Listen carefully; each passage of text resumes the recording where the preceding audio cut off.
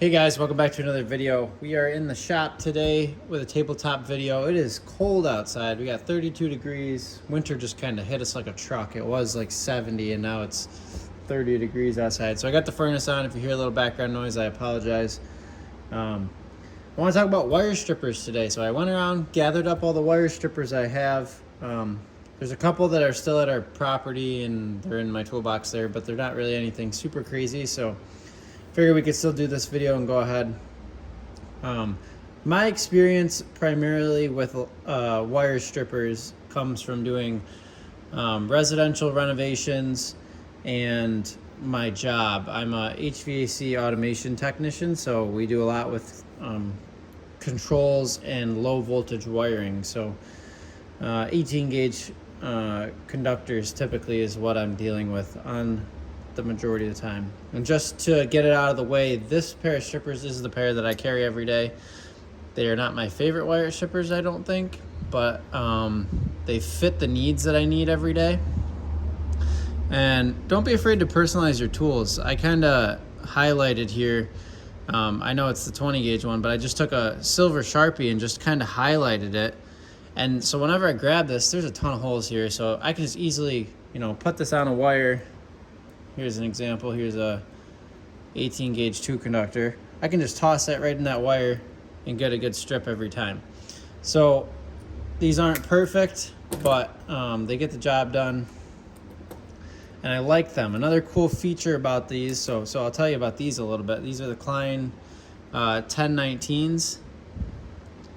I know there's another version that has yellow here, and they're a little bit bigger gauge range, but we've got, let's see if we can see it on camera here, 10 all the way up to 26 gauge, or if we're talking stranded, 12 to 28. So these have crimpers for like those crimp-on butt connectors or stake-on connectors, and then they have a decent gripping end on them, which works for me. I typically have to like reach in weird places and grab stuff. These work for that. So these have just kind of been the pair that I've ended up in my pocket every day. Don't know if they're the best, but I do like them, and they're a good buy. They're like 20 bucks. And I'm starting to like that they don't have a spring. So if you can't tell from the pair that I have 3 of in this shot, these used to be my daily drivers. I really like the spring. They were $10. They're like this nickel plated or stainless material. I'm not sure exactly what it is, but they didn't rust and they held up really well. And this one's got marks on it. I don't know if that meant it's dull or what, but these really held up nice. I started to not like them just because I couldn't get down to a little bit fatter gauge. It just kind of wasn't working out for me. I don't know that I totally abandoned these. I keep these in kits all over the place. These are good for automotive. Automotive wiring is typically smaller for all the detailed stuff you're going to be working on. Obviously like your battery cables and stuff like that are going to be bigger, but these are really great. So these are Southwire compact ones, and if Southwire made one with like a curve to the handle, which I find to be important for my hands, these are just too small, and I found that I was getting bit by 24 volt circuits and stuff just because I'm choking up on the metal. I didn't really like that, but I do have 3 pairs of them, so they're doing something right. The Southwire strippers really are good, and I would recommend them to anybody. So let's get these out of the way because I've already talked about them.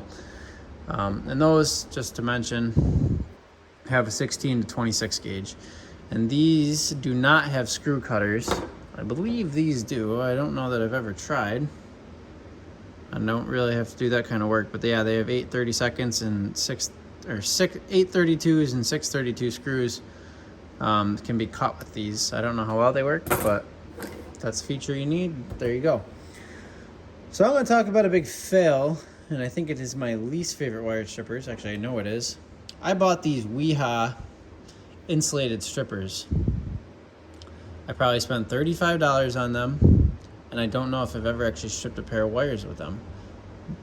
They fit in my hand horrible. They are the most uncomfortable strippers. They are sticky. They don't have a nice hinging action to them, and I cannot get a grip with these. I would be more scared of using these on something that's live than I would with a pair that I can actually hang on to and get a good purchase. It's actually kind of crazy. I bought these thinking that they were going to be at least the same size as these, just in terms of the way I can hold them, but a normal wire stripper, I mean, it dominates it in size. These are ridiculous. I would not recommend these. I would go somewhere else for your insulated strippers if you really need them. I don't know what Weehaw was thinking with this. Maybe it's made for smaller people than me, and maybe they're kids wire strippers for playing with live circuits. Yeah, but fail. So I don't own another pair of insulated strippers. I would like to get some at some point. I don't really know that I need them. I don't like working on stuff that's hot. I've been zapped and sent off a ladder and had to go to the emergency room before, and I don't need that again in my life. So yeah, that's that. That's a story for another day. Let's keep going here. So we're kind of getting into, well, here. So we got these compact wire strippers from Southwire, and I bought these for the purpose of putting them in a compact toolkit. So they're just a little bit smaller than that. I like these because they're made in USA. I'm not sure that these aren't made in USA, but they don't say it, so that's kind of cool. They have the red, white, and blue color scheme on them. And they have a good range on them. They're not the greatest strippers. I've used these a little bit. But I feel like I can get a better purchase on these than these Weehaws, even though they're roughly the same size. It might just be because of that that guard there, that swell there. I don't know. But I'd be glad to have these if I didn't have anything. And same with those, I suppose. But another good set. I don't know what the product number is. I apologize. But I'd recommend these if it's something you're looking for. There's a part number, serial number thing right there, so maybe that will help you. You can buy those at Lowe's. Southwire, you can always buy at Lowe's. And then my last one that's just a dedicated wire stripper. This comes from good old Harbor Freight. I like these. They actually strip very well. I have one single complaint, well, two complaints probably. And it's a similar complaint I have to my daily drivers. The cutting edge inside there, well, for these, this doesn't open up far enough. I can hardly get anything worth cutting inside there. These open up too far. Like, I got a long hand, a big hand. That's a big stretch for me to try to reach.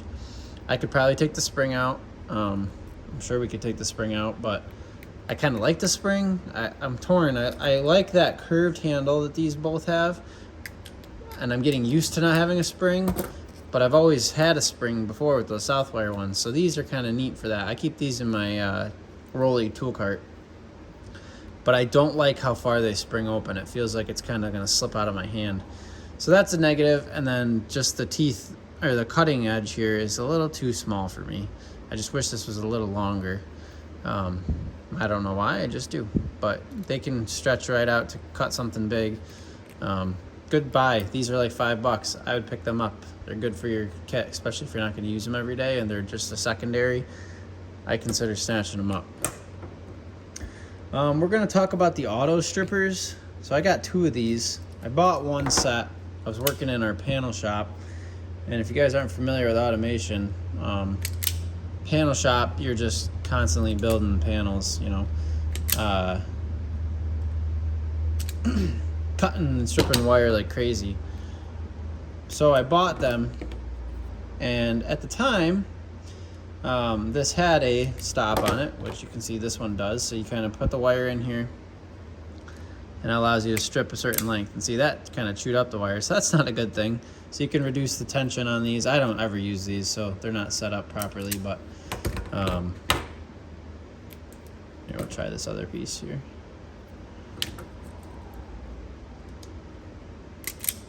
Yeah, so it took just the end off, and that'd be a good strip length right there for, you know, termination on a panel.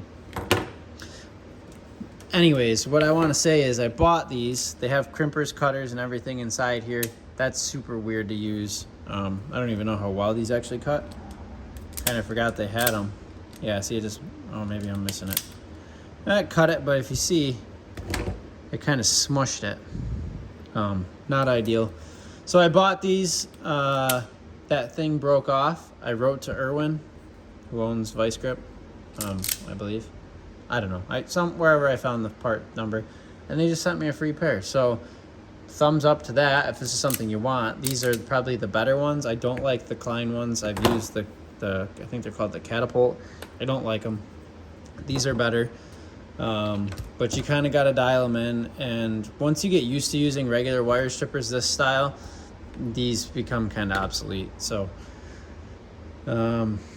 yeah, I wanted to kind of show you guys some of this other stuff too. I forgot I had these demo wires here. This is a 12 gauge solid wire, which does not strip at all with this.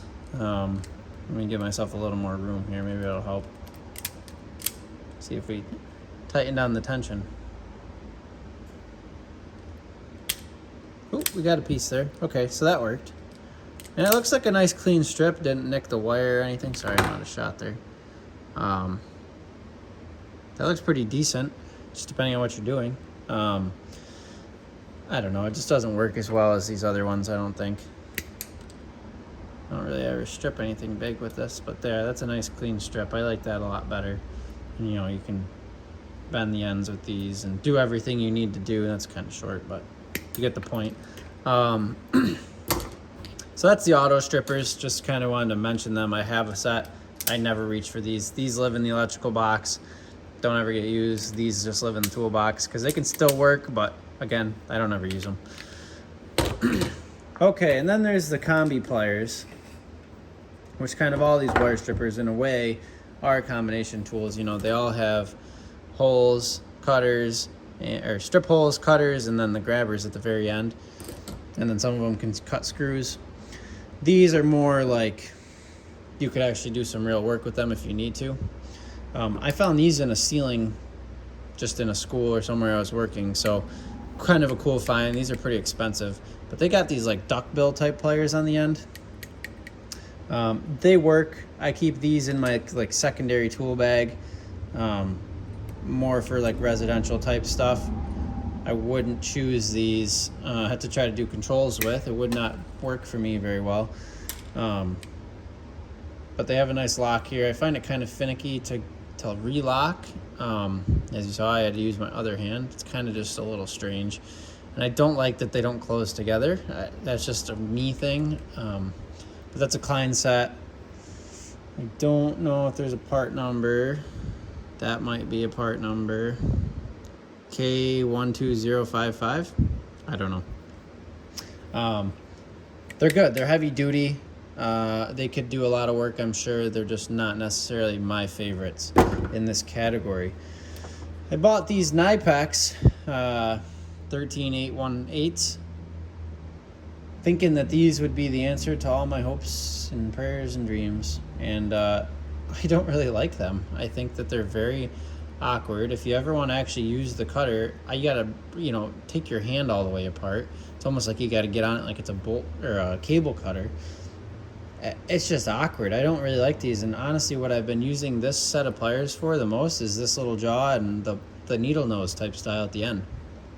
I keep these in the house because they're good for just using, but these are never a first grab, and they're a first grab just because there's nothing else in the house to use, but they're sticky. They don't really expand really well. I don't really like them. I don't know. I've seen a lot of guys love these things, and I just don't really know how or why. They're not for me. But maybe they'd work for you. I know they have a couple other versions. Maybe with the comfort grip, I'd like them better. They feel like just a little top heavy and kind of slick with the vinyl handles. Not my style. These, on the other hand, have an awesome grip. I love these things. I just want to grab them just to hold them. They make me feel safe and secure. I got these for like $15 at Home Depot one day. Just wanted to try them. I thought, why not? They have, I was going to say they have really good cutters. These have a rip cord inside them, so sometimes it gets hung up. That's just always the case, no matter really what the stripper is. Well, I don't want to say that. We'll see how these do. Yep, it's the same thing. Kind of gets hung up. See how the old Harbor Freight Pittsburghs do. Cuts it clean off. See that? Well, you saw it here first. Both those have been used heavily, so that could be why. This should definitely cut it just because it has a shearing type cut. Yep, no problem. See how these guys do. kind of a weird like thunk, no like pop to it. I like that pop. There it goes. Anyways, the Milwaukee set, I think the new version of this came out. I really like these though. They're nice for popping into knockouts for like J boxes. They have good strip length on them. The only reason I don't use these every day in my work life is they don't really have a small enough gauge for me to reliably use them.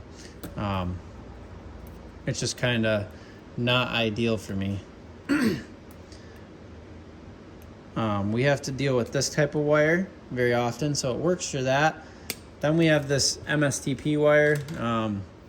If you know, you know. If you don't know, then you don't need to worry about it. But this stuff, I think, is considered like 22 gauge. I could be wrong. And it doesn't strip it really well. It kind of damages it, and I just don't really care for it for that application. But, you know, it might work for you if you don't need that kind of range. Anyways, I really like these. I would recommend them to anybody. Check out Home Depot. I'm sure they have them. Then I just want to quick mention 2 types of folding knives. This video is going on a long time. I'm sorry, guys. The razor knife. These are awesome for cutting like big SJO cords or anything that, you know, is over probably 10 gauge. Anything bigger than 10 gauge, you score the vinyl on the outside of the insulation and you can strip it off. This Fiskars Pro is my favorite by a landslide. They're like $15 at Lowe's, and they have such good ergonomics. You can hold on to this thing so well, rip through stuff. Grade A. I just love this thing, and I would recommend it to anybody. There's kind of, you can see its profile. And there's the Milwaukee Hawkbill, which I bought this